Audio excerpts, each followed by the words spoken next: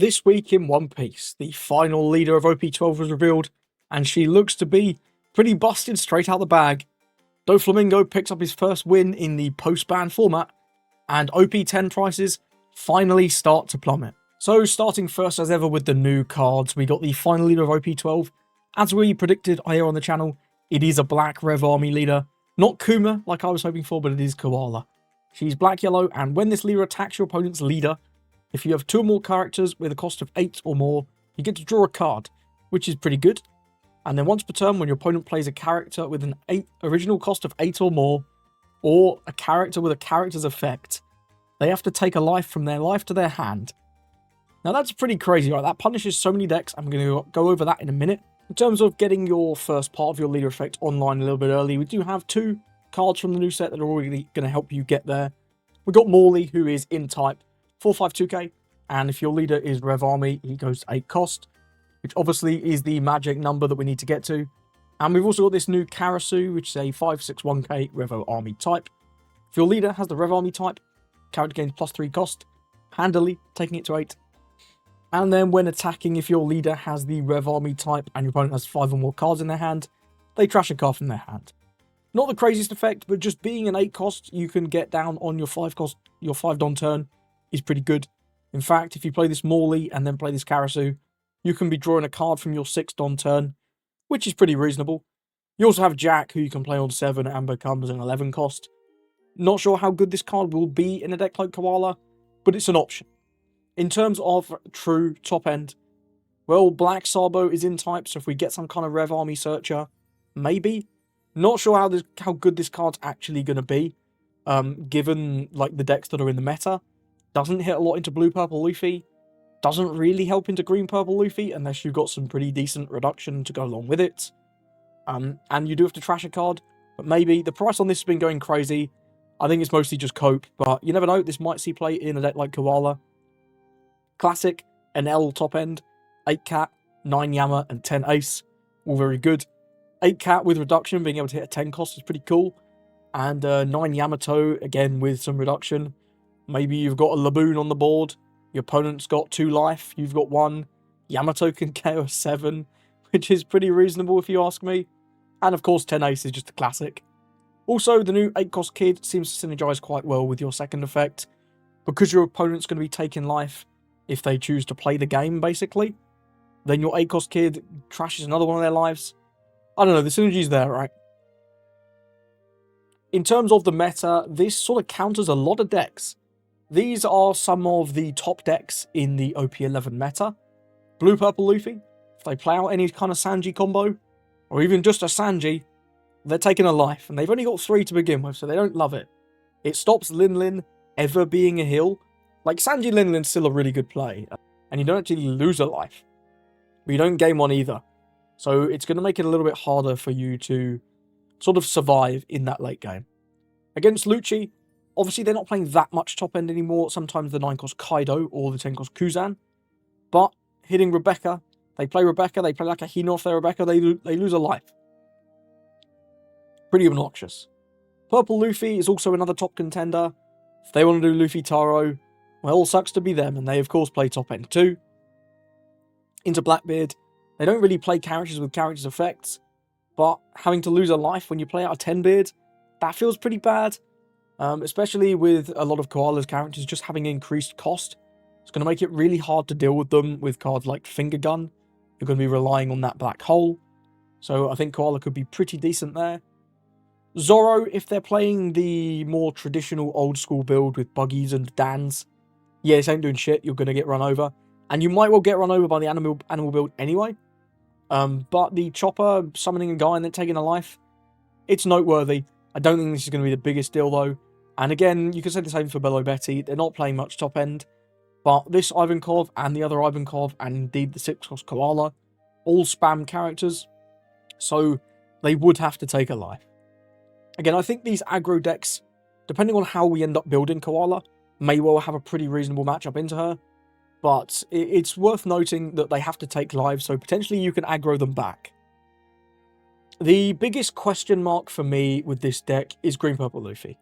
Green-Purple Luffy is probably the number 2, you can debate that. It's a very good deck in OP11, and Koala does nothing to it. Unless they're playing like Luffy Taro or the 7-cost film Luffy, they're not playing characters with character effects, and even if they are, they can just like not play them in that matchup when losing a life is awful, and they're not playing top end, so you kind of do nothing into Green Purple Luffy, and this is a really aggressive deck.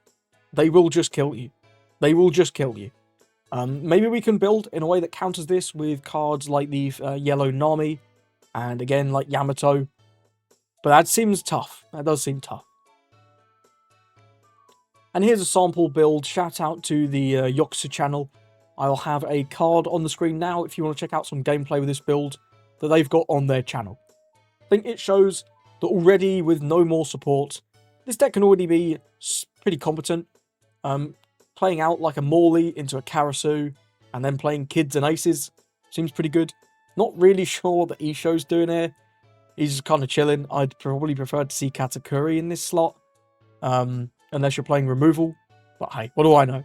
Either way, shout out to the Yoxa channel. Check out their video, which was on screen a few minutes ago. In terms of some more new cards, we got some more cards for the Rosinante leader.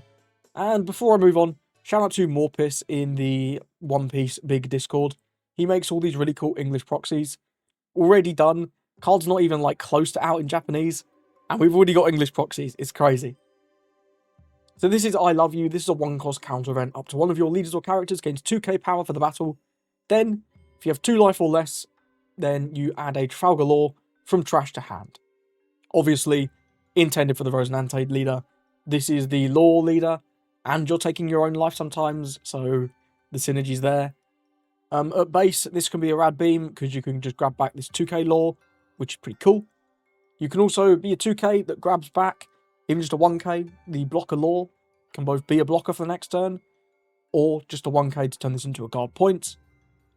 And then, of course, you can grab back some of your top-end Laws, like this 7-cost yellow Law from OP10. If you need this next turn to do a heal, well, it's pretty good, right? A counter event that admittedly is a little under-counter, but gets you a card, seems quite promising to me. I'm not sure how many of these will be in the Rosinante deck, but it seems quite promising, you know? Being able to recycle your top end for just 1 Don seems pretty good. We also got this new purple Trafalgar Law, and this guy does a lot. This is a 7/8, 0k counter, Heart Pirates, Supernovas, Dressrosa. Notable that he is a Supernova because that means you can put it into life with the yellow Law. Of course, he's Heart Pirates. Dressrosa doesn't really matter. On play, if the number of Don cards you have in play is equal to or less than your opponent's Don, add 1 and set it as active. Then, your Rosinante characters and your Heart Pirates type characters get 1000 power until the end of your opponent's next turn. First, elephant in the room. Some translations have just got this as your Don Quixote Rosinante, which would mean that it would buff your leader.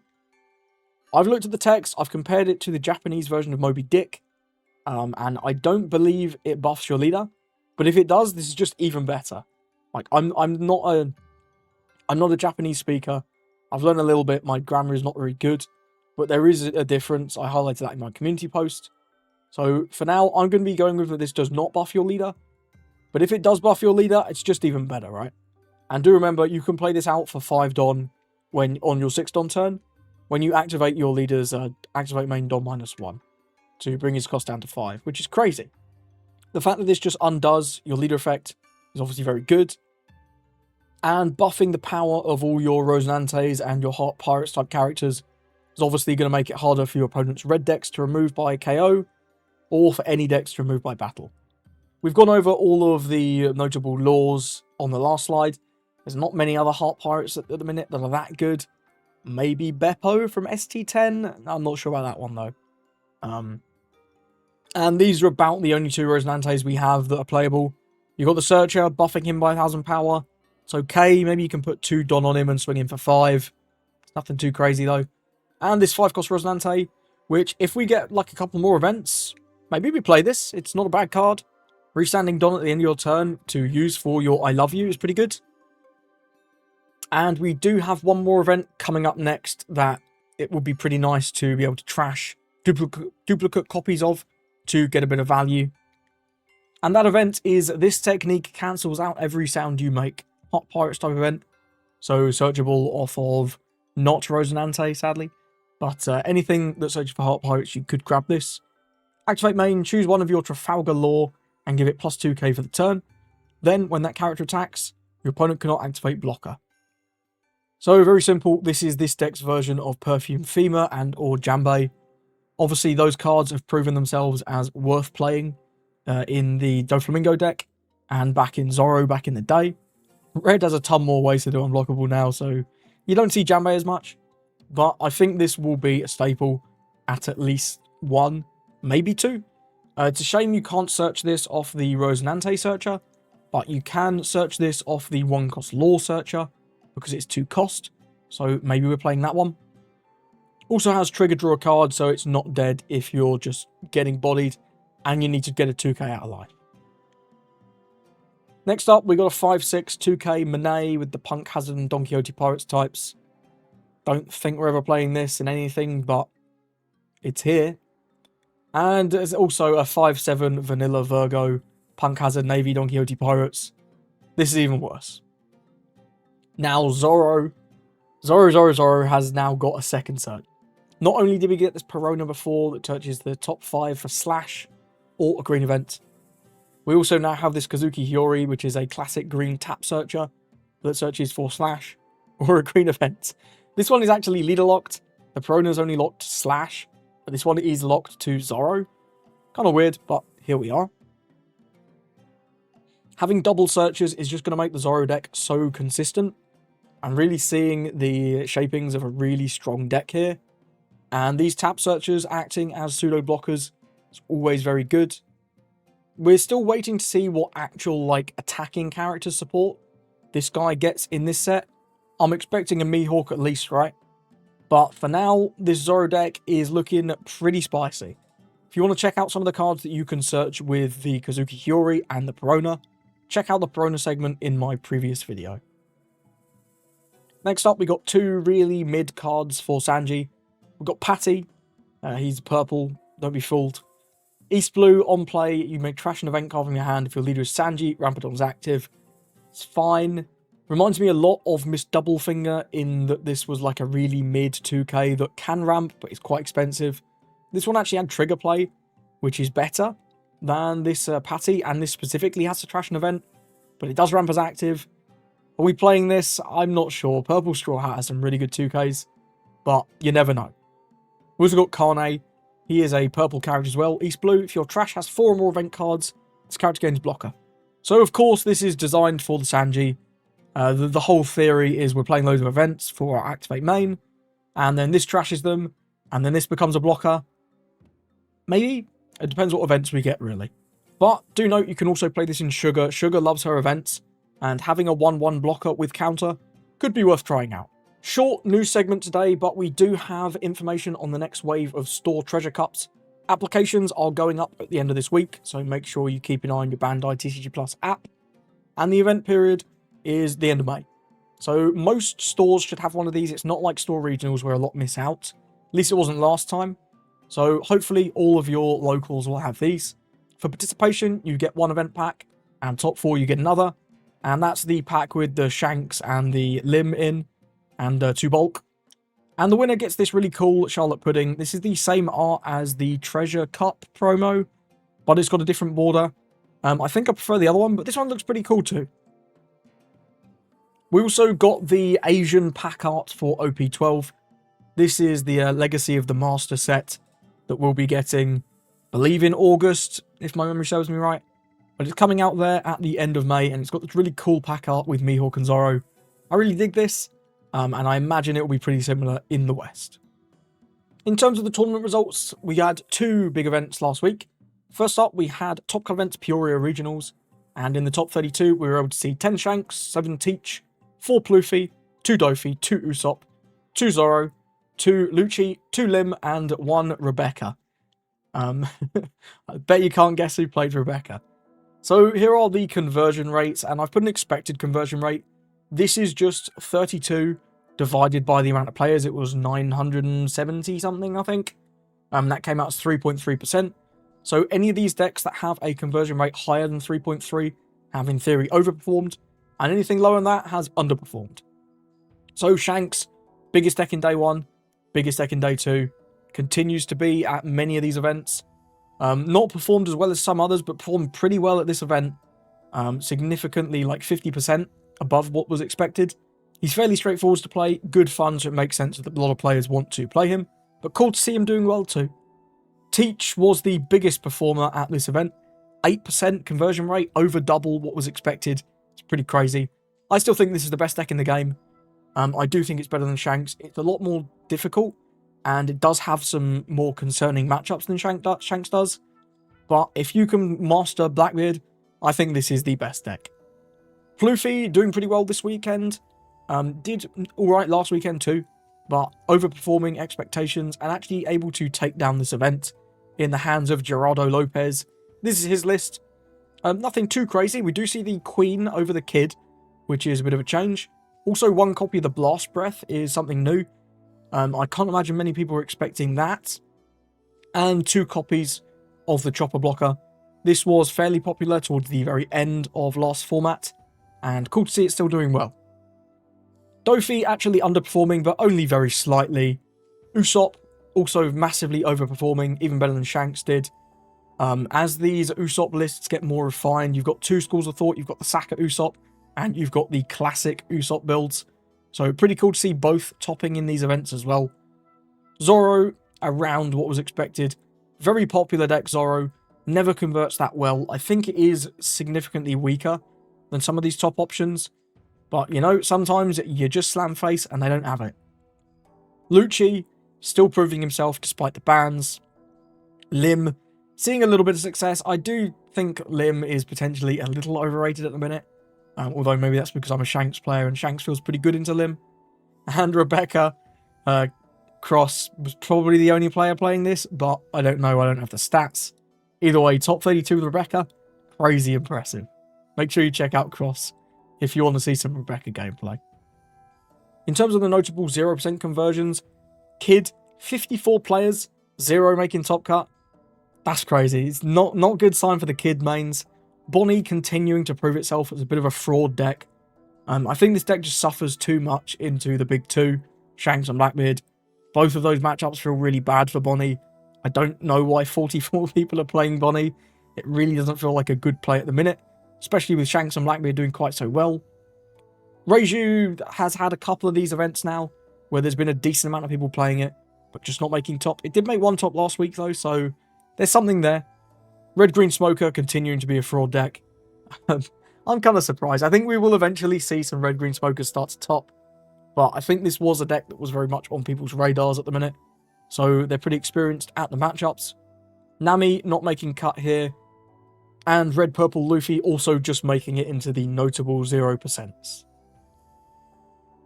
And the other regionals last weekend was in Paris. This top 32 had 7 Shanks, 6 Teach, 4 Dofi, 3 Lim, 3 Lucci, 2 Usopp, 2 Pluffy, 1 Red Green Smoker, finally. 1 Red Purple Luffy, which is cool to see him see success. 1 Marco. It's kind of crazy. I'm here for Marco. You know I love Marco. Make sure you check out Eggman's website if you want to see that Marco list. 1 Nami and 1 Bonnie making it in. Not totally a fraud deck, just mostly. And this regional was taken down by Gaston with his Blue Doflamingo.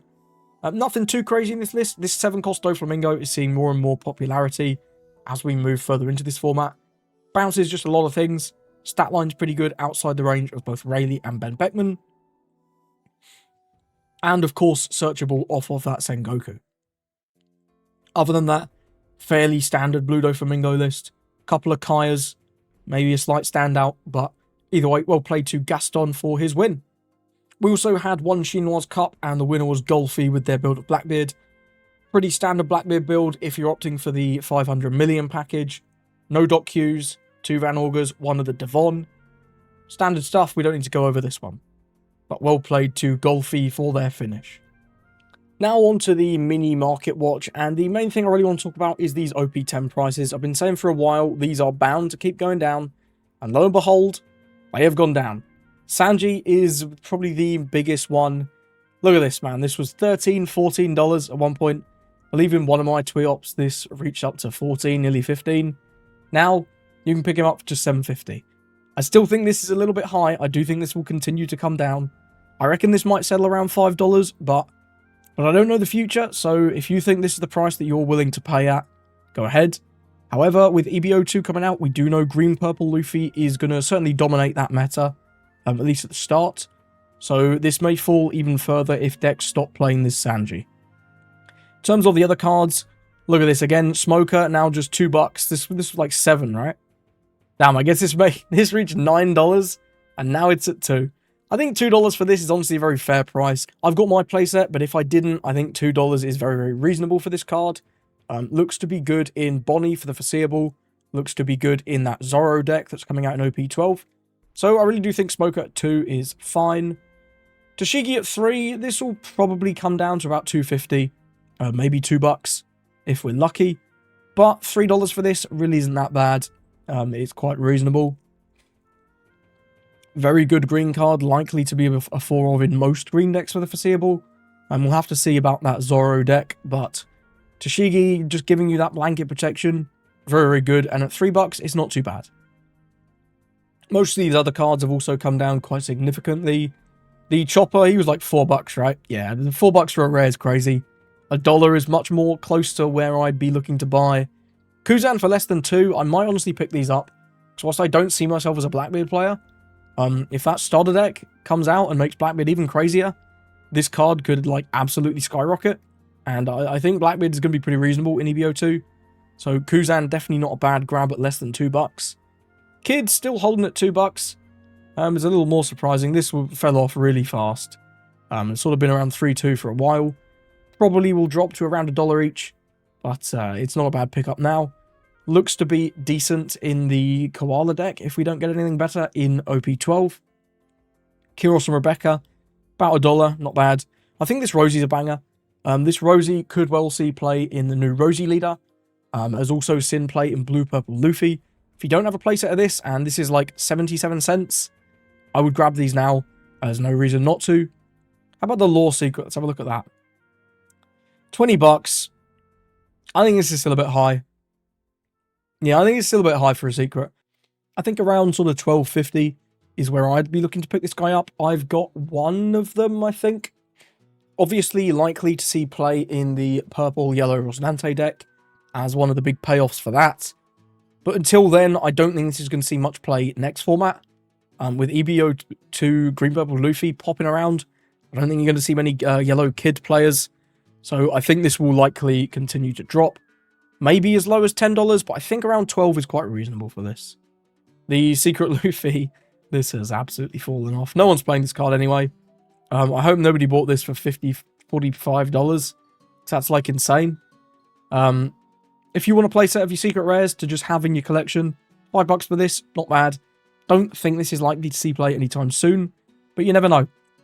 The card is inherently like not bad, but it's just not great either. Let's take a quick look at the All Tarts. Price high to low. Damn, Newgate's still way more than I'd like to pay for it. Divine Departure's dropped quite a bit. I've got 2 of these. I paid probably around $55 for these. So this is about what I paid for it now. 58 here off Crazy Nick. He's got 6 for some reason. That is pretty crazy. But yeah, 58 for this is not too bad. I think it's still a little high. But this might see more play as we go into EBO2. I have been messing around with Shanks a bit, and this card seems really, really good for dealing with Sandpud. So maybe all the other alts are just generally slowly dropping. Sanji, is this actually 25 or is this a Japanese one? That's a Japanese one, sure. $40 for this. It was higher. Now it's lower. But yeah, these prices I think will continue to drop as we go into EBO2, and people are not really looking to buy these as much. However, if you do want to pick up these cards for your collections, the prices are now a lot more reasonable than they once were. Personally, the only card I'm still looking to pick up is this Kid. If I could get one for equivalent of $27 in EU, I would. It's a little bit higher than that in EU, at least in the UK. So I haven't picked this up for my collection yet. That's really the only card I'm still looking for. I've managed to get all the other leaders for pretty cheap. Let's take a look at what people are buying, best selling. Rayleighs, I'm surprised people are buying these. Ain't no way this is a bestseller. Yeah, Bon Clay, how's this? Fucking $50, man. That sucks if you don't have these. Blue Purple Luffy's coming soon. Get your Bonclays. Flippin' heck. $53 is crazy. It feels bad telling people this is a good price for this card because it's awful. I don't see this dropping, man. Blue Purple Luffy's just getting closer and closer. And this is really just a 4 in that deck. It's so important for example, the mirror. Being able to copy the power of your opponent's massive dude. It's just great. And it's a ramp with counter. That sucks. Cavendish, is this really 37? Yeah, this but jumped a bit. I'm guessing this is when Zoro was revealed, maybe? No, this is before that. I don't know. I don't know why this jumped up from 27 to 37. Maybe this was just because Bonnie with the bands. Maybe that's going back that far. Card's good. Looks to be good in Zoro. I imagine we will get a reprint in PRBO2 though. But that's not coming for a while. Believe that's October. Correct me in the comments if I'm wrong, but I think PRBO2 is October. This will no doubt get a reprint. You never know. Could get a reprint in the Bonnie deck, but I doubt it. And if that Bonnie deck does buff Bonnie significantly, you're going to want 4 of these. $34 is a tough ask though. Finger gun still fucking bananas, $11. How's this doing? This guy's 170. That's mad. I'm so glad I got mine for 57. 57 pounds, should add. Zoro coming down a little bit, I think. Yeah, falling off. Only slightly. Will this see play in Green Zoro? Quite potentially, but we'll just have to see if that deck gets better top end. Brook. This has risen back up a bit, right? Yeah, this dropped off to about 20. Now he's slightly rising up again to 22. People thought Black was dead. It's not. Black's still here. Black's still really, really good. Both Lucci and Black Smoker play this to great success. $22 is crazy, though. I don't buy this. Although it's probably not going down. So if you really want to play Black, maybe you'll have to. There is one specific card I want to talk about, and that's this Sabo. People have bought this out because of the Koala leader, and this says Rev Army. If this said Dressrosa Rev Army, I'd be a lot hotter on it. But this card's never been that good. It could be good in Koala, don't get me wrong, it could be, but I'm not seeing it currently. I've got a feeling we're going to get better top end than this for the Koala deck, and we really do have good competition. The yellow top end is really hard to beat. You've got 8 cost Kid, you've got 7 cost Mum, you've got 9 cost Yamato and 10 cost Ace. 9 cost Yamato combined with Black Reduction is bonkers. Don't sleep on 9 cost Yamato if you're going to be a Koala enjoyer. But I really do think this Sabo might be a little overrated. If we get like a solid Rev Army package, I could see this at like 1 or 2. But I don't think this card is ever good enough to be a 4 of. Hitting a 5 and a 3 and costing you a card just isn't that good. Especially if we look at what's in the format. You look at Blue Purple Luffy. Like, you need to combo this with a -3 to even hit one of their characters at minimum. And if you look at Green Purple Luffy, well, their stuff is going to be at least 7 because of the Going Merry. So you still need reduction with this. I'm not seeing this popping off, but you never know. I could be wrong. So thank you for watching This Week in One Piece. Let me know in the comments below. Do you think Koala is going to be all she's hyped up to be? What do you think about these prices? What have you been buying from OP10? And do you think that Doflamingo will take down another tournament next weekend? We'll just have to wait and find out. Thank you for watching, and I hope you have a lovely rest of your day.